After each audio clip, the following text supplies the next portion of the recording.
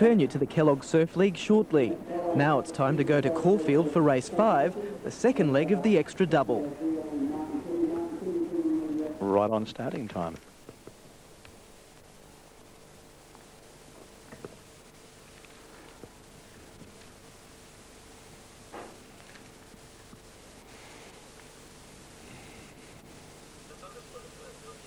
Okay, mate. Oh, if you don't do this one, the next one will be right. Napoli Star on the move.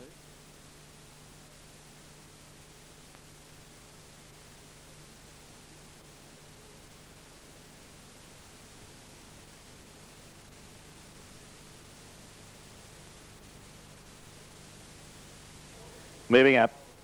Bale Poet is in. Satchmo takes up the inside stall. Cam's Rogue moving in. Pedro's Advice in position. Sports Day is coming up. Sports Day trained by John Hawkes. Won 5 of 13 races. Now here's the Wickermist going in. And being followed by Lord Pindari as they get set for the Monomeath Welter.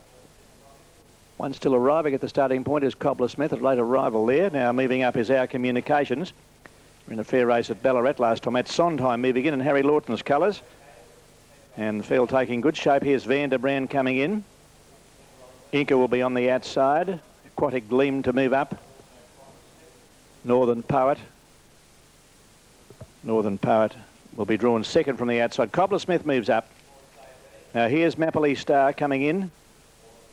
And Northern Poet in the blue and white hoops.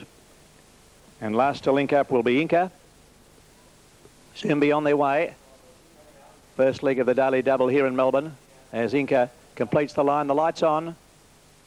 They're ready. Stand by for a start. They're racing. And a good start it was too, and Inca was one of the first to jump out with Aquatic Gleam, and the Wickermist began well, and Lord Pindari and Van der Van are prominent early, and they were followed by Satchmo over on the inside with Our Communications. Napoli Star drawing back in the field.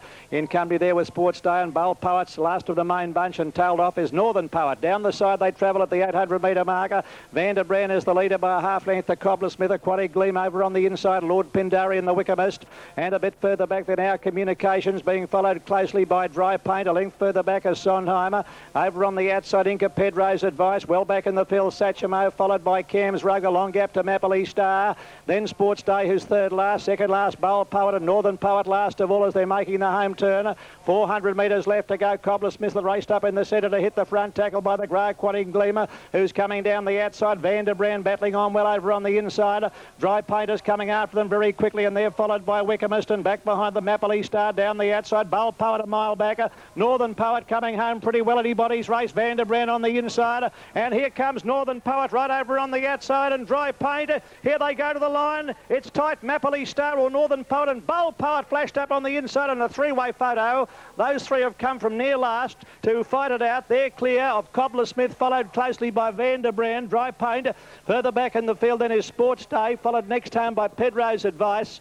Further back, Aquatic Gleam, Sondheim, and back over on the inside then is the Wickermist, followed by Lord Pindari. Well back there with Satchmo, followed by Our Communications and Inca, one of the tail enders.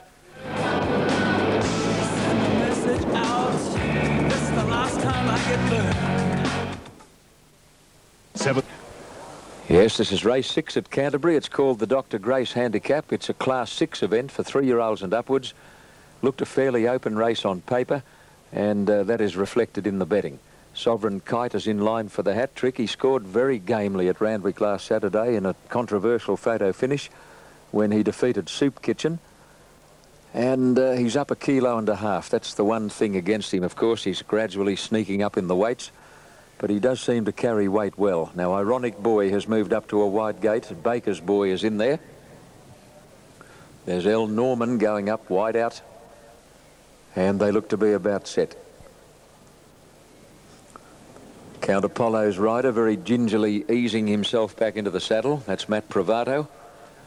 And Lisa Crop, the New Zealand lady rider, is on a horse called Lucky Dip in this race. Lisa's been settled in Sydney now for 3 or 4 months and has been going extremely well. She's on the biggest horse in the field here, Lucky Dip. He stands head and shoulders over the others. They're set now. Count Apollo jumped fairly well. Lucky Dip is one of the first out. Crown Club was a little bit tardy to begin. I'm No Aussie quickly away, and so is Tushik, who'll lead in the straight the first time, and Tushik has drawn clear of Princess Natsky and Hunting a Kiss. Baker's Boy and Ironic Boy are coming over together from wide barriers. Count Apollo easing back a bit now, then the Proverb, followed by I'm No Aussie. Back on the fence is Lucky Dip in the run to the first turn, getting a fair way back, Expensive, and then El Norman and Crown Club and Sovereign Kite has tailed out a long last as they go out of the straight. Tushik is the leader, Baker's Boy second. They're going at a pretty generous speed, about 4 lengths away. Ironic Boy in third place, a length to Princess Natsky, a bit more than 2 to Hunting a Kiss on the inside of Count Apollo, followed by the Proverb. This field is well spread out.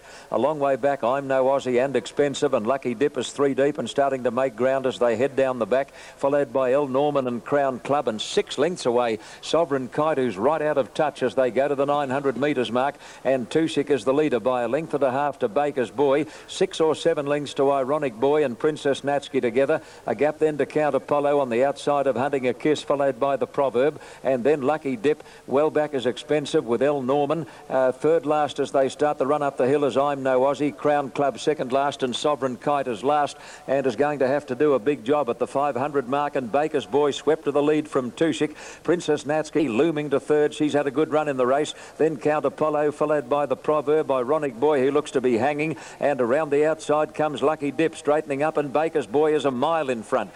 Baker's Boy led by about 4 lengths to Princess Natsky. Lucky Dip is running on gamely. Baker's Boy taking fairy-like footsteps, and the big fellow Lucky Dip is closing fast. It's Lucky Dip coming after Baker's Boy, and look at Sovereign Kite coming from absolute last, is motoring down the outside. It's a Burnborough run.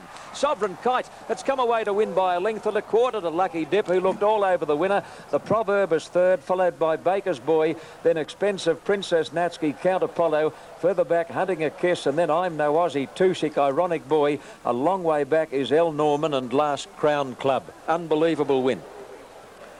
Number 1, Sovereign Kite. The winner did. Looks like Sovereign Kite was very slow to move at the start. From all reports, I didn't notice it when they jumped away, but it looks as though Sovereign Kite lost a lot of ground at the start, and that's the reason that he was tailed off as far as he was in the early and middle stages.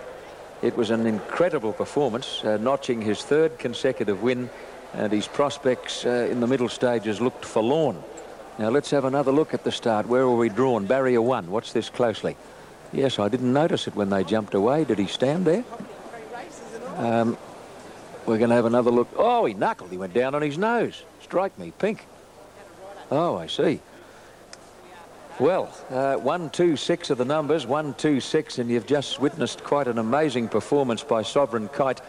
Now, we've just had a video replay of the start of the race, and when he came out of gate 1, he knuckled over and went right down on his nose, Sovereign Kite. He bumbled along on his knees for the first 20 or 30 metres of the race. James Innes was lucky to stay on board, and that's the reason he was so far back in the early and middle stages. So this has been one hell of a run by Sovereign Kite, with 56 kilos to boot.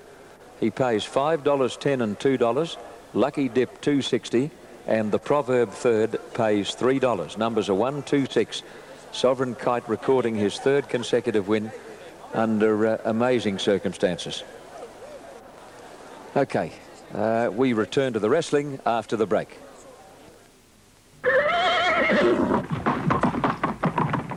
The man comes in. Treasury Bill, Stellisk, and they're moving in pretty well here. The columnist handicap is the 2nd last on the card. Kadacha Man to move up and join the line will soon be set. Kadacha Man coming in. Kadacha Man moves up. Line just about complete. 7th on the card. Racing now. Anaesthetic Ruler jumped nicely near the inside with Spring Hill led out fast, and getting away quickly also is Treasury Bill, and showing speed just in behind them. Dublin Lad being followed by Temperate Pug, and a bit further back going up on the outside then came Stellisk. A bit further away as Ride the Tide, followed by Kadacha Man, and Ashley Grover's last of all. Racing down the side of the track now, and Dublin Lad had moved up on the inside to be one of the leaders here. Mr. Amberselli going forward and just in behind the Temperate Pug, and they were being followed then by Treasury Bill. A bit further back in the field came Ascetic Ruler, Bonsoir. Further back then in behind them over on the outside, making some ground there. Around them is Stellis. Down the side now, Mr. Ambercelli had gone up fast to take over and showed the way down the railway side by 2 lengths to Dublin Lad and Windward Bay. Temperate Pug, Treasury Bill, Stellis behind them on the rails. Ascetic Ruler, Spring Hill Ladder. 2.5 lengths to Ride the Tide, followed by Kadacha Man and Ashley Grave last of all as they come around the home turner. Temperate Pug has gone up to hit the front here from Mr. Ambercelli. Windward Bay, Stellis continuing to make ground. And they're followed by Ascetic Ruler, who's looking for a run, and deeper on the track then is Spring Hill Lad. Very wide, Ashley Grave and Kadacha Man. Ride the Tide a mile back. In the straight, 250 metres left to go, and Spring Hill Lad getting a run through in the centre has hit the front. Spring Hill Lad tackled again by Temperate Pug and Ascetic Ruler now in the clear, coming home strongly. Spring Hill Lad was the leader, Ascetic Ruler down the outside, but Spring Hill Lad has pinched a winning break, and it's too good, Spring Hill Lad. Spring Hill Lad by a length, Ascetic Ruler, 2 lengths away, third Temperate Pug, then Kadacha Man. Ride the Tide made up ground. They're followed by Mr. Ambercelli, and further back is Ashley Grove, Windward Bay, Stellis, Dublin Lad second last, and Treasury Bill's run last.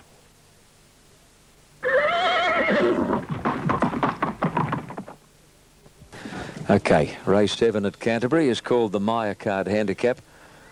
It's for 4-year-olds and upwards. 1,200 metres exact is the distance, and we have a set of club's colours in the race on Cross Street, pink with green armbands and a green cap. Now, one of these runners has gone right back to the rear of the chute. Celebrate. Clerk of the course has to go down to regather him. He does that now, and Salivate is also a mile back towards the back of the chute. So they're coming in at staggered intervals. Now there's Blunt Statement going up into line now, waiting for the Beast. And a couple of them went right back to the rear of the chute. Celebrate and Salivate. Just occurred to me how close those names are. Celebrate and Salivate. Two very similar names, Celebrate and Salivate. Now Salivate is a grey, goes up. The Beast, an impressive last start Gosford winner, in the reverse direction at the moment, and Celebrate in the Jack and Bob Ingham all cerise colours is moving up into line. That leaves only the Beast. I just happened to catch his win on Sky Channel at Gosford. He beat Discreet Lady and came home at the rate of knots, and yet today in a stronger field he's at fairly lengthy odds. Now the starter Lindsay Murphy moves over to release the field. Cross Street stands up well, so does Will Quinn. Galway Mick is the inside runner. The gates open, they're off and running, and very quickly into stride is Convicts, and Cross Street is away fast, and Tate's Legacy is looking for the lead, and his Blunt Statement charging over from the outside. He's going to burn them all off. He's got to work hard to do it, however. Blunt Statement draws clear of Convicts and Tate's Legacy. 2 lengths away, Cross Street on the outside of Oh So Hula, who's straight into a good spot, followed by Red Stad, Quality Flight, Bonsoir midfield on the outside as they go by the 800 mark. Salivate is getting well back early, followed by Galway Mick, and then Will Quinn and the Beast, and dropping out last is Herald. At the 600 coming up the hill, and Blunt Statement led with plenty of pace on. 2 lengths to Tate's Legacy, about 2 to Convicts and Oh So Hula, followed by Cross Street, who's 3 deep. Then Red Stad on the inside of Quality Flight, further back Bonsoir, and then Galway Mick, and Salivate's going to be carted very deep on the turn into the straight. Heads a turn for home. Blunt Statement clear as they turn over Tate's Legacy, followed by Oh So Hula, then Cross Street, Red Stad and Quality Flight. Blunt Statement the leader past the 200. Cross Street is coming after him. Bonsoir is starting to wind up. He'll come with a rush in a moment. It's Blunt Statement the leader over Cross Street, and Bonsoir cutting them down, but Blunt Statement in front and held on to win over the fast finishing Bonsoir. Cross Street has run third. Salivate fourth, found it a bit short. At the head of the others, Galway Mick, and then Red Stad, Oh So Hula, Herald and Quality Flight. Further back then is Convicts and Tate's Legacy, followed by the Beast, and Will Quinn is last to finish.